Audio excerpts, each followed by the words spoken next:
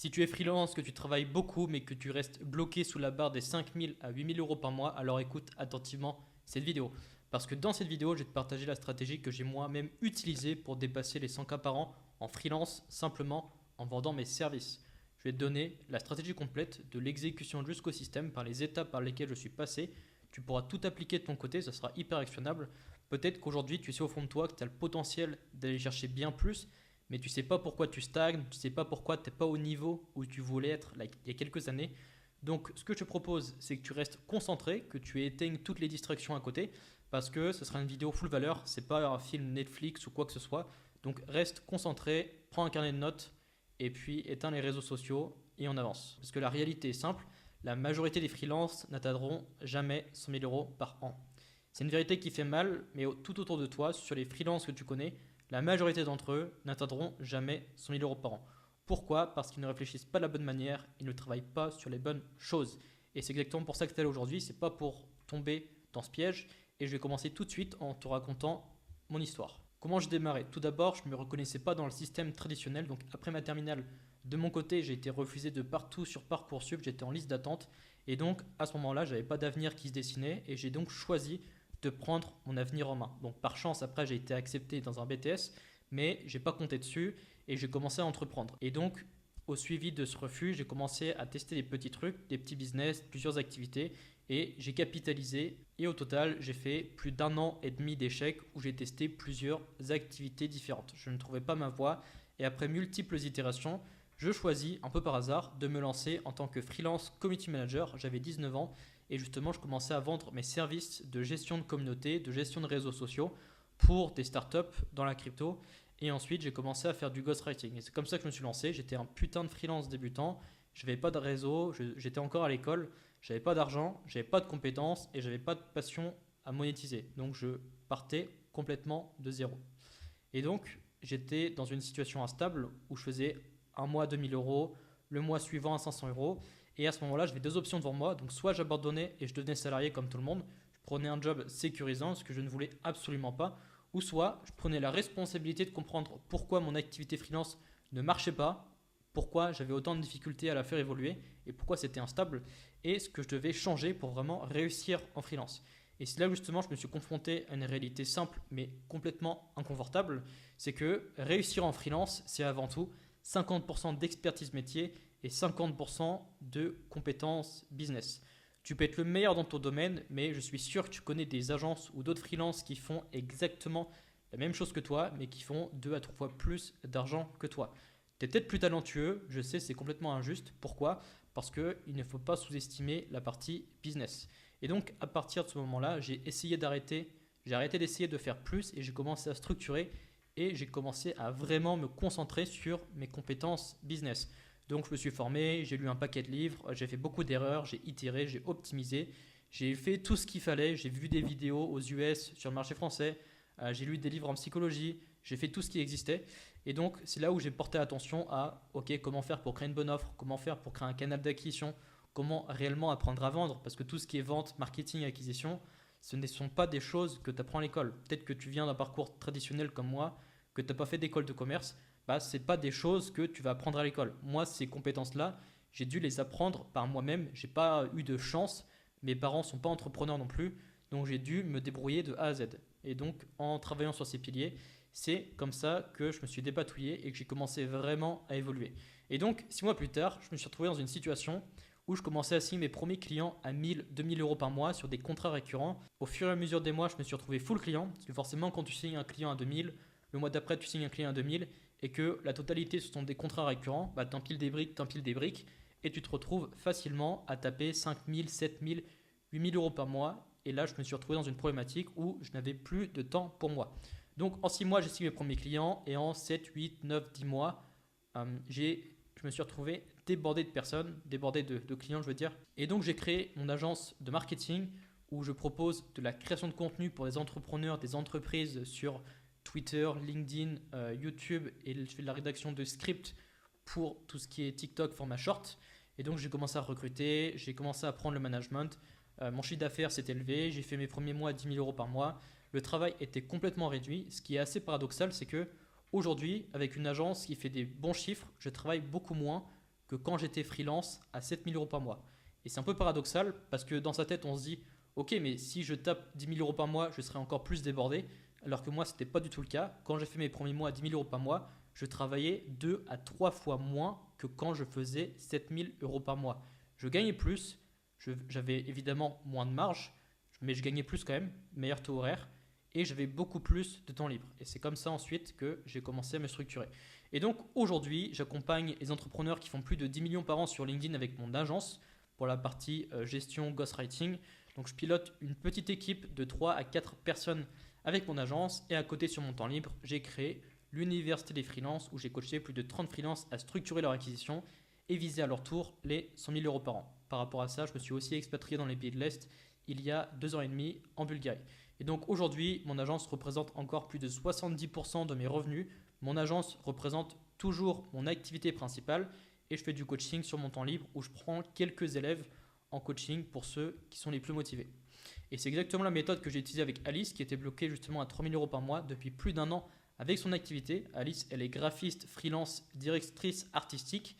Elle commençait à prospecter, elle a commencé à créer du contenu, mais ça lui apportait aucun résultat. Elle avait essayé de créer un profil sur Malte, mais ça ne lui avait pas apporté de résultat. Et en appliquant le système que je vais te partager ici dans cette vidéo, elle a réussi à tripler, même plus que tripler, son chiffre d'affaires en moins de 6 mois. Et donc tu peux retrouver l'interview complète sur ma chaîne YouTube où Alice explique comment elle est passée de 3 000 à 12 000 euros par mois en freelance en moins de 6 mois. Et donc pour atteindre ce genre de résultat, forcément, une première chose que tu dois comprendre, c'est que tu dois changer de mindset. Donc là, on avait une petite victoire de Alice au mois d'octobre, et juste avant qu'elle fasse les premiers 10 000, 12 000 euros par mois. Donc petit message d'encouragement, aujourd'hui je réalise que j'ai fait x2 sur mon chiffre d'affaires. Il n'y a pas de secret, il n'y a pas de motivation, il y a de la rigueur. Parce que oui, comme le dit Alice, si tu penses comme un exécutant, tu plafonneras comme un exécutant. Et ce n'est pas avec le même logiciel, la même structuration et en travaillant sur les mêmes choses qui t'ont fait passer de 0 à 3 000 que derrière, tu passeras forcément de 3 000 à 10 000 euros par mois. Si tu veux viser 10 000 euros par mois ou même les 100 000 euros par an, tu dois penser d'une autre manière et travailler sur des choses différentes. Pourquoi ? Parce que le problème, ce n'est pas toi. Si ton activité plafonne, ce n'est pas parce que tu manques de talent. Que la plupart des freelances qui sont à 3 000, 5 000, souvent ils ont une très bonne expertise, ils sont experts de leur métier. Ce n'est pas non plus parce que tu délivres mal tes clients, ce n'est pas parce que tu manques de motivation, ce n'est pas parce que tu manques de temps. Et justement, tu raisonnes comme un salarié. Donc ce n'est pas un problème d'effort, c'est que tu raisonnes de la mauvaise manière. Tu te dis dans ta tête, ok, si je travaille plus, ça va passer, ça va se débloquer, alors que c'est une fausse croyance. Si je deviens encore meilleur, si je vais commencer à proposer plusieurs services, ça va se débloquer, je vais réussir à vendre plus de services à mes clients, ce qui est entièrement faux. Si je fais plaisir au client, il va me recommander. Écoute, je vais te dire un truc, j'ai interviewé Sacha qui vend des sites web, il a réussi à faire 100 000 euros l'année dernière en 2025. En creusant, je lui ai demandé que le bouche-oreille, les recommandations, lui ont rapporté seulement 20% de son chiffre d'affaires. Donc, le bouche-oreille lui a rapporté 20 000 euros sur 100 000 euros. Si imaginons Sacha n'aurait fonctionné qu'au bouche-oreille, il n'aurait jamais fait 100 000 euros par an. Et justement, ce qui lui a apporté le plus de résultats, c'était mettre en place un vrai canal d'acquisition. Pourquoi ? Parce que le freelance, ce n'est pas un job amélioré, ce n'est pas le même travail, mais en indépendant. Beaucoup de personnes se disent, ok, je vais devenir freelance. Donc ce que je faisais en tant que salarié, je vais le faire en indépendant, mais c'est complètement différent. Pourquoi ? Parce qu'en salariat, tu fonctionnes à l'effort. Un business ne fonctionne pas du tout à l'effort, il fonctionne à la structuration. Et un business ne repose jamais sur ton envie du moment, ni sur ta motivation. Il repose avant tout sur ta discipline. Et la vérité, c'est que tout le monde passe par les mêmes stades en freelance, que ce soit moi, que ce soit Alice, que ce soit Sacha, toi ou n'importe qui. Il n'y a aucun raccourci, il n'y a pas de profil à part. Ce qui change, ce n'est pas le talent, c'est la capacité de résoudre le bon problème au bon moment. Et donc, il n'y a pas de méthode miracle. Si tu veux trouver des clients, tu dois faire les choses que tu sais inconfortables, mais qui vont t'apporter du résultat. Parce que tous les profils, tous les freelances qui ont réussi à atteindre les 100 000 euros par an, ils ne font pas les choses qu'ils aiment, ils font les choses qui leur apportent du résultat. Donc même si c'est inconfortable ou que tu repousses cette chose que tu dois apprendre, c'est en la faisant que tu auras des résultats. Je vais te présenter les 4 stades pour réussir à monter son activité freelance à 100 K par an. Donc le premier stade, ça va être l'acquisition, où tu vas devoir te concentrer sur avoir des conversations.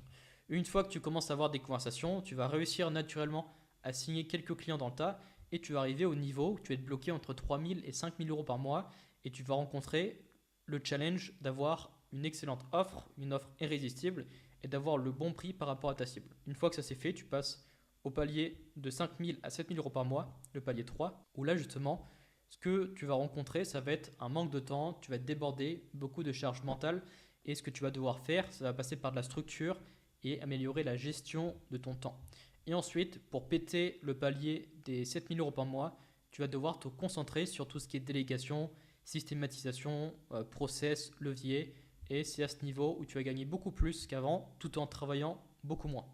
Mais tu dois absolument valider chacune des étapes pour passer à l'étape d'après. Il n'y a pas de raccourci et tu ne peux pas passer de l'étape numéro 1 à l'étape numéro 3 sans avoir clarifié ton offre et sans avoir clarifié ton prix et ce que tu proposes. Tu ne peux pas régler un problème de structure avec plus d'efforts. Beaucoup essaient de déléguer alors que l'offre n'est pas claire ou veulent scaler mais sans maîtriser leur acquisition. La pire chose que je vois, c'est que les personnes commencent à recruter alors qu'ils n'ont pas d'acquisition stable. Et c'est complètement bête. Parce que tu peux faire un très bon mois à 10 000 euros et le mois d'après faire 2 000 euros. Pourquoi c'est instable à ce niveau? Parce que tu n'as pas coché la case du niveau 1 et ton acquisition n'est pas structurée. La bonne nouvelle, c'est que tu n'as pas besoin de tout faire en simultanément. Toi, ton côté, tu as juste besoin de savoir où tu te situes par rapport à cette roadmap aujourd'hui et aussi quel est le vrai problème à résoudre maintenant. Donc, ça commence par identifier là où tu en es pour ensuite te concentrer sur OK, mais en fait, c'est quoi mon problème et sur quoi je dois vraiment travailler. On va commencer par le stade 1, donc arrêter de galérer entre 0 à 3 000 euros par mois. L'unique objectif quand tu es à ce palier, c'est d'avoir des conversations avec des prospects. Pourquoi? Parce que c'est de vendre. Et sans discussion, tu ne vends pas, tu n'apprends pas, tu ne progresses pas. Tu dois être au contact de ta cible, au contact de ton marché, tu dois te confronter à ton marché pour progresser, pour évoluer. Sinon, ton activité reste théorique, mais tu ne vas jamais avancer. L'erreur numéro 1, c'est d'attendre le bouche-oreille. Pourquoi? Parce que ce n'est pas une stratégie, le bouche-oreille, c'est une conséquence. Et les conséquences, donc le hasard, ça ne se contrôle pas et ce n'est pas un problème d'activation, ce n'est pas un problème de niveau. Tu dois te concentrer sur des choses que tu peux vraiment contrôler. Si tu es complètement passif par rapport à ton activité, que tu travailles sur les mauvaises choses, que tu attends que les contrats, que les personnes te recommandent, ou tu vas networker, tu vas demander des recommandations à tes amis, c'est du hasard, tu ne contrôles pas la conséquence et tu ne peux pas maîtriser ton acquisition. C'est pour ça que le bouche-oreille, c'est un bonus, mais une activité ne peut jamais reposer uniquement là-dessus. L'erreur numéro 2, c'est de se disperser. Parce que l'erreur numéro 2, c'est de se disperser entre site web, portfolio parfait, créer un logo, faire des posts. À ce moment-là, tu confonds être occupé et vraiment faire avancer ton activité. Tu vas dépenser beaucoup d'énergie et derrière, tu auras peu de résultats. Et c'est un piège dans lequel tombent beaucoup de freelances, c'est qu'ils passent des mois et des mois à update leur portfolio, alors que le mois dernier, ils ont eu une personne qui leur demandait c'était quoi le lien de leur portfolio. Ils ont fait un site web, mais à la fin, ils n'ont que 5 visites par mois sur leur site. Ils créent des logos, mais personne ne les voit. Ils créent des posts qui servent à rien et qui derrière ne sont pas alignés avec les services qu'ils vendent. Et donc, ils sont occupés, mais ils n'avancent pas vraiment sur leur business. Ils dépensent beaucoup d'énergie à faire plein de choses, mais il n'y a pas de structuration. Et derrière, quand tu regardes sur les 3, même sur les 6 derniers mois, ok, combien d'appels tu as eu, combien de clients tu as signé, est-ce que vraiment tu as augmenté tes prix, est-ce que tu as eu de plus en plus de clients? En fin de compte, non, et c'est très peu de résultats. Et donc, l'erreur numéro 3, c'est de croire que le talent attire. Être bon, travailler bien, livrer de la qualité, ça ne suffit pas. Pourquoi? Parce que le talent n'attire rien s'il n'est pas activé. Et un freelance invisible reste invisible. Si tu es très talentueux, mais que tu communiques jamais sur ce que tu fais, tu montres jamais qui tu es, ce que tu peux proposer, que tu ne fais pas de communication pour te vendre, pour communiquer ce que tu fais, tu vas rester invisible. Et ça va aussi jouer sur ton bouche à oreille et sur les recommandations. Et donc, si tu veux plus de résultats, ça passe par commencer à communiquer et arrêter d'être invisible. La décision clé, c'est de privilégier l'acquisition et non l'image. Donc, ouvre des discussions, même imparfaites, plutôt que d'attendre le client idéal. Teste une offre simple au lieu de la complexifier. Apprends en vendant au lieu de rester bloqué à te préparer indéfiniment. On passe aussi au stade numéro 2, donc le piège du confort, entre 3 000 et 5 000 euros par mois. L'unique objectif de ce stade, c'est de structurer avant d'optimiser. C'est à ce moment-là que tu vas devoir clarifier ton offre, ta cible et ton cadre, standardiser tes process pour l'étape numéro 3, qui va arriver très bientôt, assumer tes prix pour reprendre le contrôle de ton activité. La vérité difficile, c'est que le sur-mesure est confortable pour le client, mais c'est complètement mortel pour les freelances. Parce que justement, chaque mission est différente, chaque devis prend du temps, chaque client consomme de l'énergie mentale. Tu reconstruis un business à chaque nouveau contrat et tu ne peux pas vraiment scaler à partir de ça et tu ne peux pas vraiment passer au niveau supérieur. Tu es un peu comme dans une roue de hamster où à chaque fois tu reviens à zéro, mais il n'y a pas de vraie structuration et quand tu regardes rétrospectivement, il n'y a pas de vraies évolutions. Le vrai problème, l'acquisition n'est plus le problème car tu sais trouver des clients. Le problème, c'est que ton offre n'est pas claire, elle n'est pas standardisée et donc ton service ne peut pas être standardisé, ton service ne pourra pas être délégué correctement demain et quand l'offre est floue, les prix derrière sont flous, ton positionnement est flou, la valeur est floue, les décisions sont floues et tu ne sais pas comment communiquer, sur quoi exactement, ni à qui. L'erreur majeure à ce stade, vendre du temps comme vendre des journées, vendre des heures, vendre du TJM, vendre ta disponibilité, ça ne fonctionne pas parce que tant que tu vends ton temps, ton revenu a un plafond. Non pas parce que tu n'es pas bon, mais parce qu'il n'y a que 24 heures dans une journée. La décision clé, structurée avant d'optimiser. Quand ton offre devient claire, tu vends beaucoup plus vite, tu te répètes beaucoup moins, tu travailles mieux et tu respires davantage. Et c'est à ce moment que tu arrêtes de subir ton activité et que tu commences réellement à la piloter. Une fois que ton offre est validée, que tu es bien positionné, tu vas rentrer dans le stage numéro 3, le plafond invisible. L'unique objectif, c'est de passer d'un opérateur à un décideur. Et c'est là que tu vas devoir changer de posture. Donc ça passe par documenter ce que tu fais au niveau de ta délivrabilité, séparer l'exécutif de la vision, parce que oui, c'est différent. Mettre en place des systèmes pour protéger ton temps comme une ressource stratégique. L'erreur classique que tu vas faire potentiellement, c'est d'optimiser au lieu de restructurer. Parce que la majorité des freelances essaient de mieux s'organiser, ils optimisent leur agenda, ils essayent de gagner du temps par-ci par-là, mais ils optimisent un système mal structuré et ça ne règle rien. Ça retarde juste le problème et c'est pas en gagnant 10-15 minutes par jour que tu vas vraiment passer au niveau d'après. La vérité contre-intuitive, plus tu travailles, plus tu t'épuises, moins tu prends de recul et plus tu renforces un modèle qui dépend entièrement de toi. Et donc, par ces actions, inconsciemment et indirectement, tu consolides ton propre plafond et tu fonces dans le mur. En fait, tu es en train de te construire ton plafond et typiquement, c'est à cause de ça que tu ne vas pas évoluer et que tu vas rester bloqué de plus en plus longtemps. La vraie question à ce stade ne demande pas comment gagner plus, mais comment arrêter d'être indispensable à chaque étape de mon activité. La décision clé à prendre ici, c'est de transformer ton activité en système. Donc tu passes de je fais tourner le business à ok, je construis un système qui tourne et ça, c'est la différence entre être occupé et efficace. Sinon, tu seras toujours bloqué à ce plafond et tu passeras jamais le prochain palier. Donc comment faire ensuite pour passer le palier des 7 000 euros par mois et de taper justement les 100 000 euros par an. Le malentendu autour de ce palier, c'est que beaucoup bloquent ici, non pas parce qu'ils manquent de compétences, mais à cause d'une fausse image de ce palier. Ils imaginent justement qu'avoir plus de clients, c'est plus de pression, c'est moins de liberté, mais en réalité, le passage à 100K se fait rarement par l'ajout des choses, il se fait par la soustraction. Ça passe par le fait de supprimer, d'automatiser, de déléguer ou d'enlever les choses qui te prennent du temps. Ce qui change vraiment à ce stade, c'est l'apport de levier.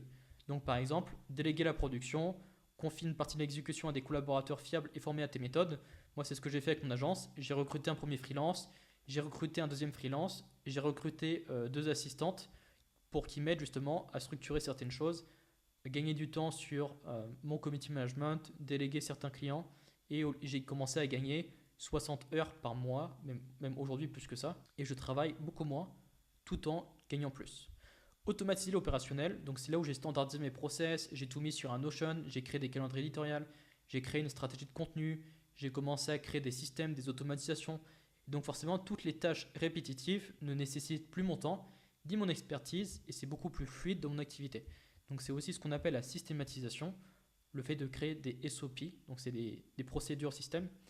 Transforme tes meilleures pratiques en processus reproductibles et scalables. Et c'est par ces 3 piliers que tu vas gagner plus en travaillant moins.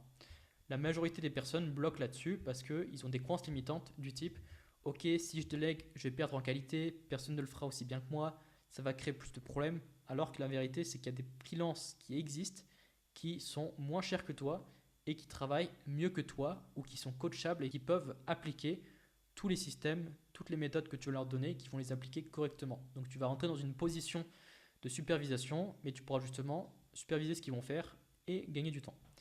Si j'automatise, je vais perdre en adaptabilité. Donc forcément, il y a des choses qui peuvent s'automatiser, il y a des choses qui ne peuvent pas s'automatiser. Il faut savoir faire la part des choses. Et d'ailleurs, ces peurs sont normales, mais rester seul est souvent plus risqué que déléguer intelligemment. Parce que si tu es en train de taper 8 000, 10 000 euros par mois, mais que tu es tout seul dans ton activité, tu vas avoir très peu de temps, beaucoup de charge mentale, de la fatigue qui va s'accumuler.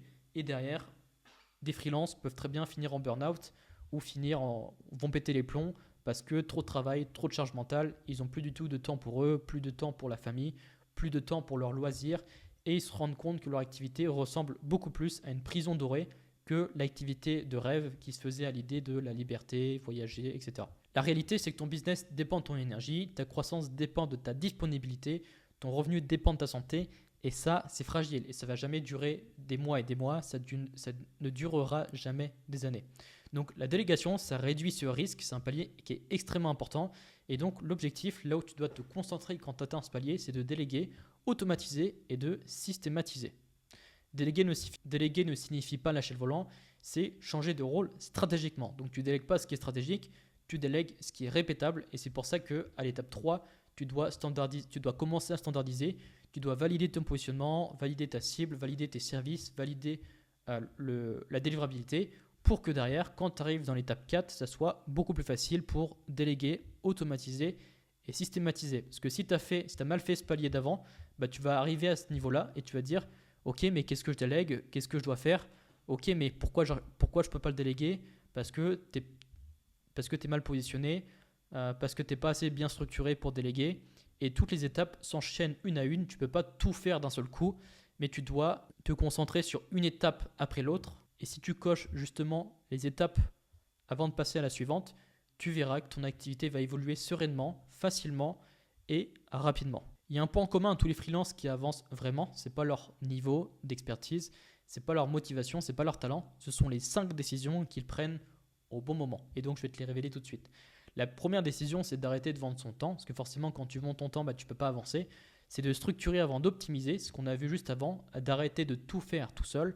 Forcément, ça passe aussi par dire non, parce que c'est en disant non que tu vas vraiment pouvoir, toi, te concentrer sur les bonnes choses. Et si tu dis oui à tout, tu vas rester bloqué entre l'étape 2 et l'étape 3 et tu ne vas pas vraiment avancer, tu ne vas pas vraiment structurer. Et donc la 5e décision, c'est de penser en système et non pas comme des efforts. Pourquoi? Parce que tu vas te brûler les ailes, tu ne vas pas avancer de cette manière. Et donc, si tu dois retenir une leçon de cette vidéo, c'est de 1, identifier ce qui te bloque réellement, et de 2, de travailler dessus en appliquant mes conseils. Merci à toi d'avoir regardé cette vidéo. Si tu as envie d'implémenter les structures d'une activité freelance à 100K par an dans ton activité, que tu veux recevoir pour 2026 une roadmap et un plan d'action complet à suivre et à appliquer bêtement pour signer tes prochains clients, clique sur le premier lien dans la description et on voit ensemble comment je peux t'aider.